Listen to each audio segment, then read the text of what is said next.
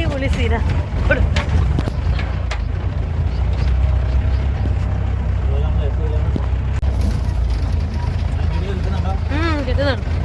തേക്കടി വന്നിട്ട് ഇങ്ങനെ ഒരു ജീപ്പ് സഫാരി പോയില്ലെങ്കിൽ നിങ്ങൾക്ക് വലിയൊരു നഷ്ടമായിരിക്കും കേട്ടോ. രാവിലെ 5 മണിക്ക് എണീറ്റ് ഞാൻ ഈ ഒരുങ്ങിക്കെട്ടി നിൽക്കുന്നത് 5:30 ജീപ്പ് സഫാരിക്ക് വേണ്ടിയുള്ള ചേട്ടൻ ഹോട്ടലിൽ പിക്ക് ചെയ്യാൻ വരും കേട്ടോ ഞങ്ങളെ. അപ്പോൾ ഞാൻ ഇറങ്ങിയിട്ട് വേണം പപ്പേനെ മോനെയും കുത്തിപ്പൊക്കി കൊണ്ടുപോകാൻ. ഞങ്ങൾ വാഗമണ്ണ് വെച്ച് ഈ ജീപ്പ് സഫാരിക്ക് പോകാമെന്ന് വെച്ചെങ്കിലും പക്ഷെ അവിടുത്തെ ഒരു ഹോട്ടലിലെ പയ്യനാണ് പറഞ്ഞത് വാഗമണ്ണിലെ കാട്ടി കുറച്ചുകൂടെ അടിപൊളി പ്ലേസ് ഉള്ളത്. അപ്പോൾ പിന്നെ തേക്കടിയിൽ പോകാമെന്നും പറഞ്ഞ് വന്ന് നമ്മൾ തപ്പുന്ന സമയത്താണ് കേട്ടോ ഈ ജീപ്പ് സഫാരിയിലെ ചേട്ടൻ നമ്മൾ ഇങ്ങോട്ടൊന്ന് അപ്രോച്ച് ചെയ്യുന്നതും. നമ്മളങ്ങനെ ഈവനിങ് പോകാമെന്ന് പ്ലാൻ ചെയ്തപ്പോൾ 4 മണിക്ക് ശേഷം പോയി നമുക്ക് എല്ലാ സ്പോട്ടും കവർ ചെയ്യാൻ പറ്റത്തില്ല, അതേപോലെ തന്നെ രാത്രിയാവുമെന്ന് വെച്ചു. അപ്പോൾ പിന്നെ പിറ്റേന്ന് രാവിലെ 5:30 നമ്മൾ വിടാമെന്ന് പറഞ്ഞെങ്കിലും വണ്ടി എടുത്തപ്പോൾ 5:45 ആയിട്ടോ. കാര്യം ഞങ്ങൾ ഇറങ്ങി വരണ്ടേ. അങ്ങനെ എന്താണെന്നാലും ഞങ്ങളുടെ ജീപ്പിൻ്റെ നമ്പർ നോക്കിയപ്പോൾ KL01. അപ്പോൾ നമ്മൾ ട്രിവാൻഡ്രത്തിൽ നിന്നൊക്കെ ആണെന്ന് പറഞ്ഞപ്പോൾ പുള്ളിക്കാരനാണ് പറഞ്ഞത് ഇത് പണ്ടത്തെ നമ്മുടെ പോലീസ് ജീപ്പില്ലേ അതൊക്കെ അവർ കൊടുക്കാൻ സമയത്ത് ഇങ്ങനെയുള്ള ആൾക്കാരെ ലേലം വിളിച്ചെടുക്കുന്നത് കേട്ടോ. കാര്യം ഈ ഓഫ് റോഡിനൊക്കെ ഇങ്ങനത്തുള്ള ജീപ്പേ പറ്റത്തുള്ളൂ. നമ്മുടെ നോർമൽ കാറോ അങ്ങനത്തുള്ള വെഹിക്കിളൊന്നും അങ്ങോട്ട് കയറ്റി വിടത്തുമില്ല, ഒട്ടും പോകാനും പറ്റത്തില്ല. കാര്യം അത്രയ്ക്ക് എന്താ പറയുക കുണ്ടും കുഴിയും നിറഞ്ഞ ഭയങ്കര അഡ്വഞ്ചറസ് ആയിട്ടുള്ള റോഡ്സ്. നമ്മുടെ ജീപ്പ് ഓപ്പൺ ജീപ്പായിരുന്നു. അപ്പോൾ കുറച്ച് ഉള്ളിലോട്ട് ചെന്നപ്പോൾ ചേട്ടാ അതിൻ്റെ കവറിങ് ഒക്കെ മാറ്റി തന്നുകൊണ്ട് നമുക്ക് നല്ല വൃത്തിയായിട്ട് എണീറ്റ് നിന്ന് നമുക്ക് കാണാൻ പറ്റും കേട്ടോ. പിന്നെ ഈ കാണുന്ന സ്ഥലത്ത് നമ്മുടെ ഈ മുല്ലപ്പെരിയാറൊക്കെ തുറക്കുമ്പോഴത്തേക്കും ഫുള്ള് വെള്ളമെന്നാണ് പറഞ്ഞത്. പിന്നെ ശബരിമല ഇതിൻ്റെ അടുത്താണ്. അപ്പോൾ ശബരിമലയിൽ പോകുന്ന ആൾക്കാർ ഇവിടെ വന്ന് ഈ അമ്പലത്തിൽ ഇരുന്നിട്ട് ഇതുവഴി പോവായിരുന്നു മുമ്പ്, പക്ഷെ ഇപ്പോൾ ഇത് ക്ലോസ് ചെയ്തതാണ് കേട്ടോ പറയുന്നത്. അതേപോലെ തന്നെ ഒരുപാട് വണ്ടികളുണ്ടായിരുന്നു നമ്മുടെ കൂടെ വരാൻ. രാവിലെയും ഒരു 3 മണിക്ക് മുമ്പുമാണ് കേട്ടോ ഈ ജീപ്പ് സഫാരിക്ക് വേണ്ടിയുള്ള ജീപ്പ് പോകുന്നത്. രാവിലെ ഹോട്ടലിൽ നിന്ന് ഇറങ്ങിയോണ്ട് തന്നെ പച്ചവെള്ളം കുടിച്ചിട്ടില്ലേ. അപ്പോൾ ആദ്യം കണ്ട സ്പോട്ടിൽ നിന്ന് 2 ചായ അടിച്ചു. കാര്യം നമുക്ക് തിരിച്ച് ജീപ്പ് സഫാരിയൊക്കെ കഴിഞ്ഞിട്ട് വേണം ഹോട്ടലിൽ പോയി ബ്രേക്ക്ഫാസ്റ്റ് കഴിക്കാൻ വേണ്ടി. സത്യം പറഞ്ഞാൽ എൻ്റെ ജീവിതത്തിൽ ഞാൻ ഇങ്ങനെ ഒരു ഓഫ് റോഡ് ചെയ്തിട്ടില്ല. ഇതെൻ്റെ ഫസ്റ്റ് ടൈമും കൂടെയാണ് കേട്ടോ ഈ ജീപ്പ് സഫാരിയൊക്കെ പോകുന്നത്.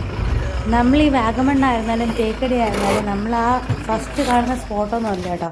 കുറച്ചുകൂടെയൊക്കെ ഇങ്ങനെ അകത്തോട്ടൊക്കെ പോകുമ്പോഴാണ് നമുക്ക് ശരിക്കും പറഞ്ഞ ഇങ്ങനത്തുള്ള സ്ഥലങ്ങളിലെ ക്ലൈമറ്റ് പിടികിട്ടുന്നത്. ഇത് നമ്മൾ പോയി അടുത്തൊരു സ്പോട്ടായിരുന്നു കേട്ടോ.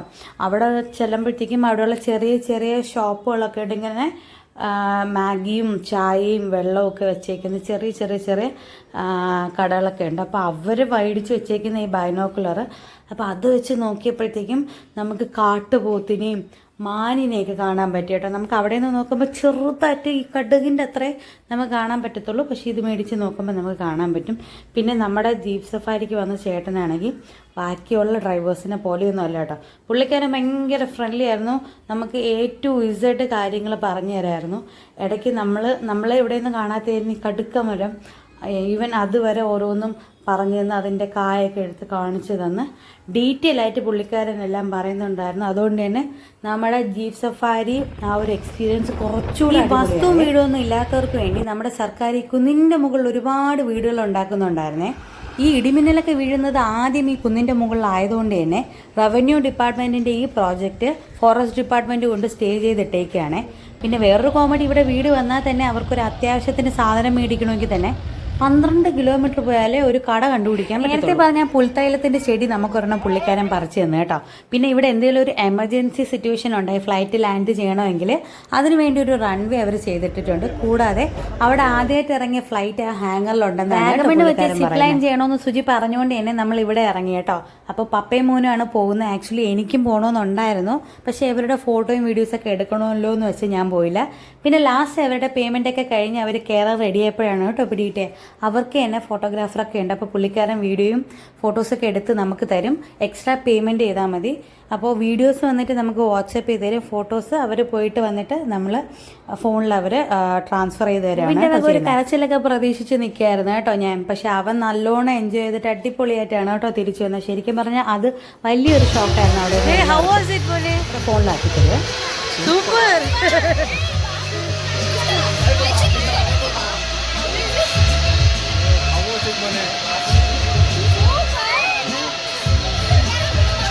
അപ്പോൾ അവിടെ നിന്ന് നമ്മൾ നേരെ പോകുന്ന വഴിക്ക് AVPയുടെ ഫാക്ടറിയൊക്കെ ഉണ്ടായിരുന്നു, അതൊക്കെ കാണിച്ചിരുന്നു.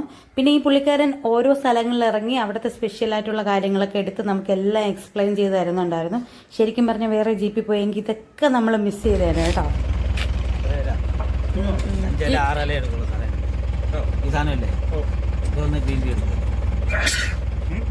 തുമ്പത്ത് വരിയല്ലേ ഇതൊന്ന് ഗ്രീൻ ടീ ആണ്. ഇതാണ് ഗ്രീൻ ടീ എടുക്കുന്നത്.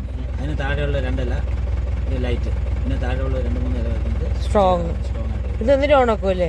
ഇതിങ്ങനെ ഉണക്കിയിട്ട് 3 കൂടെ ഇത് കഴുകിയിട്ട് ഫ്രൈ ചെയ്തിട്ട് അത് കഴിഞ്ഞ് പിന്നെ മെഷീനിട്ട് കൊടുക്കുക. 3 ഒരുമിച്ച് ഇട്ടിട്ട് 3 അങ്ങനെയാണ്.